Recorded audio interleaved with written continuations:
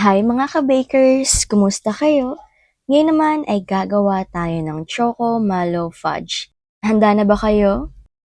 Ang mga kailangan natin ay melted butter to 25 grams, glucose 75 grams, asukal 350 grams, cocoa powder 50 grams, all-purpose flour to 25 grams, baking soda 1/4 teaspoon, skim milk 40 grams, 4 na itlog, kasoy nut on top 30 grams at marshmallow na 100 grams.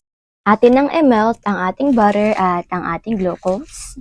Halu-haluin lamang natin ito hanggang sa tuluyan na silang mag-melt para po hindi masunog ang ating butter at ang ating glucose. At syempre, medium heat lamang po ang ginamit natin dito at kapag ganito na ay okay na po ito. Ilagay na natin ng all-purpose flour, asukal, cocoa powder, baking soda. Haluin muna natin ito ng kaunti. At ilagay na natin ang skim milk. Atin lang munang haluin ulit. Ilagay na natin ang ating tinunaw na butter at glucose, itlog. At ngayon naman ay atin na itong haluin ng haluin hanggang sa tuluyan ng magsama-sama ang mga ingredients na ating inilagay dito. At eto na yung consistency o texture na hinahanap natin, kaya naman okay na po ito.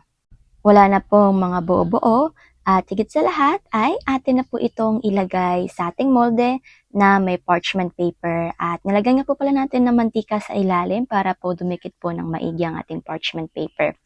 Siyempre kapag atin po itong ililipat ay gawin lamang po natin ito ng dahan-dahan at pagkatapos naman po atin na po itong pakanatin at ilagay din po natin sa bawat gilid.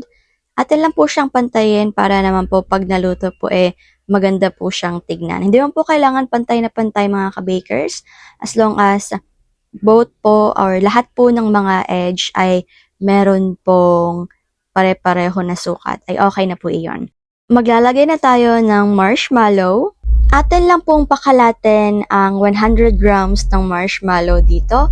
At nakadepende na rin naman po sa inyo kung saan nyo po siya ilalagay banda. Basta po meron lang po sa bawat edges at saka po sa gitna nito para po mas maganda po yung kanyang kanalabasan at saka para hati-hati din po.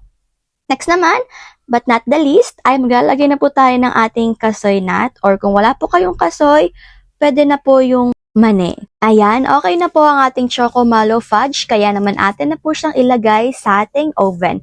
Ang oven temperature sa taas is 170, sa baba naman po is 200 at ang baking time is 35 minutes. After 35 minutes ay luto na po ang ating Choco Mallow Fudge na sobrang sarap, sobrang lambot.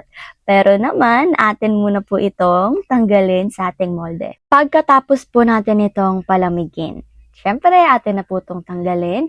Kaya naman kukuha na po tayo ng isa pang lalagyan. At, tcharan, eto na po siya.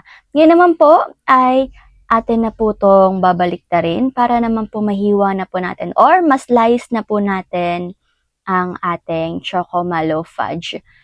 Yung sa slicing naman po, nakadepende po yun sa inyo kung gaano po kalaki or kadami ang gusto nyong gawin. Nakadepende na rin naman po kasi yun kung magkano nyo po ibibenta or ang inyong costing. Pero kung ito lang naman po ay kakainin nyo, medyo laki-laki na po natin dahil para po hindi naman po siya nakakabitin. So, eto na nga po mga ka-bakers. Eto na po ang ating final product. Ayan, na napakaganda, napakasarap, napaka-yummy, at higit sa lahat ay sobrang mabenta talaga. Lasang-lasa po talaga itong fudge, lalo na po at nagko-complement po yung lasa ng ating fudge sa ating mallows at syempre sa ating chocolate na din. O di po ba napakabongga? Hindi po talaga kayo magsisisi dito. Kaya naman po sa lahat po ng mga ka-bakers natin dyan, sa ating mga butihing ina na wala pa po masyadong gamit or wala pa pong mixer, oras na po para gawin natin ito dahil hindi po talaga kayo magsisisi dito. Kaya naman eto na nga po, no? Hindi ko na nga po ito patatagalin pa. Kaya naman mga ka-bakers, gawin nyo na din. Eto na po ang ating food for the soul ngayon. Mga awit 19:1-2. Ang kaluwalhatian ng Diyos ay ipinapahayag ng kalangitan. Ang ginawa ng kanyang kamay, ipinapakita ng kalawakan. Sa bawat araw at gabi, pahayag ay walang patlang, patuloy na nagbibigay ng dunong at kaalaman. Amen mga ka-bakers, sapagkat ang kapangyarihan ng Diyos at ang kaluwalhatian ay magpakailanpaman. Hindi ito magbabago at habang buhay na siya ay dapat na purihin. Maraming salamat po mga ka-bakers. Hanggang dito na lang po muna ako. Paalam muna. Take care at higit sa lahat ay God bless.